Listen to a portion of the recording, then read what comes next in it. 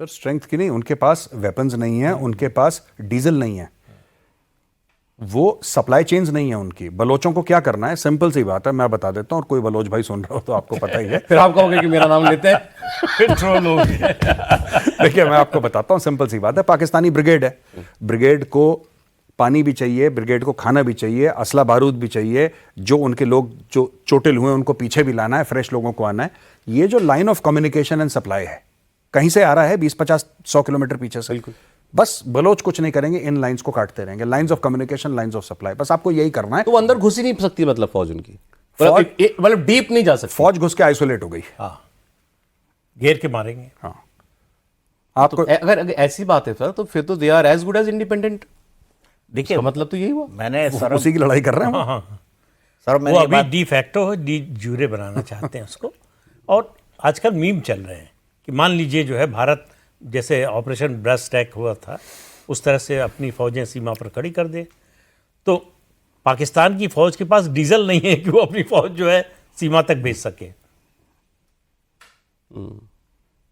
तो पाकिस्तान की पाकिस्तान अंदर से खोखला हो चुका है, वो विदेशी मदद पर चल रहा है। जब तक अमेरिका के लिए यूटिलिटी है पाकिस्तान की, तब तक पाकिस्तान सर उसके पास सेठ बहुत हैं सर, हमने पहले भी बात की, चाइना बैठा है पीछे, सऊदी अरब है, चाइना की हालत कुछ देखिए करके ना, दे देते हैं, ग्वादर कितने अरमानों से आए थे ग्वादर पोर्ट बनाने के लिए, क्या हालत है, वो तो ख्वाब टूट गया सीपीईसी मुझे का लगता है। क्या हाल है। तो चाइना का इन्वेस्टमेंट जिस तरह से डूब रहा है पाकिस्तान के चक्कर में, कितने दिन तक करेगा। ग्वादर के बिना तो सीपेक बर्बाद है ना। देखिए सीपैक बर्बाद है, ग्वादर भी बर्बाद है, ये आप लिखवा के ले लीजिए, किसी से भी लिखवा लीजिए। मेजर गौरव आ रहे हैं मेरे ख्याल से कई सालों से, बलूच ग्वादर तो कभी नहीं चलने देंगे ना। पोर्ट। वो बिना उनके बैठ गए, बिना उनके बैठ गए। आज की तारीख में बैठा है वहां पे, एक फ्लाइट लैंड हुई थी जिस दिन फीता कटा था, उसके बाद एयरपोर्ट पे, मैं बता रहा हूं आपको, उसके बाद फ्लाइट नहीं आई, आज तक कोई फ्लाइट नहीं आई। वो ऐसे सूना एयरपोर्ट है, उसको सवेरे लाइट बंद कर देते हैं, रात को थोड़ी देर खोल के खत्म कहानी। अच्छा, बिजली के लिए वो निर्भर है ईरान पर, पानी है नहीं। हाँ सर, कुछ कहते हैं। मैं ये कह रहा था कि लड़ाई जो है हथियारों से नहीं हौसलों से जीती जाती है। मैंने पाकिस्तानी सेना को फुकरे क्यों कहा, जीप में डीजल नहीं, खाने को खाना नहीं, वर्दियां खराब हुई जा रही हैं, उनके रिप्लेस करने के लिए पैसा नहीं, बड़ा खाना मेरे ख्याल से शायद बनना बंदी हो गया हो, ईद वीद मना ले, वही खुशी की बात है उनके लिए। लेकिन मैं इतना बड़ा डेफिनेटली कह सकता हूं कि उनके आर्मी का मोराल बहुत ज़्यादा ख़राब है।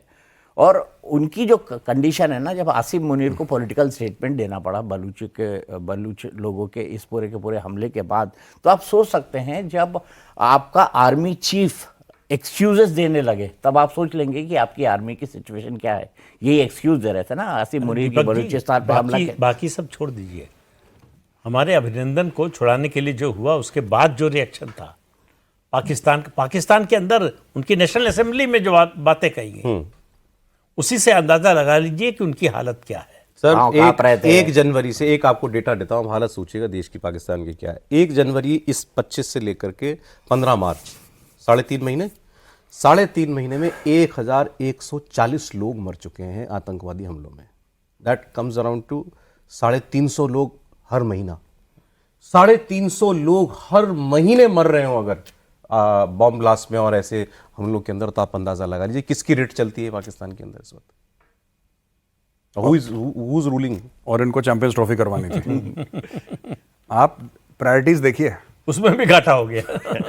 प्रायोरिटीज देखिए देश की। वो कह रहा है कि वहां पे मर कट रहे हैं, कोई दिक्कत नहीं है, लाहौर में होनी चाहिए बढ़िया सी। प्रायोरिटीज हैं उस देश की। तो इस वक्त मतलब इंचार्ज कौन है? आसिम मुनीर आज हर समय आर्मी चीफ ही इंचार्ज रहा है पाकिस्तान में। जिन्ना की डेथ के बाद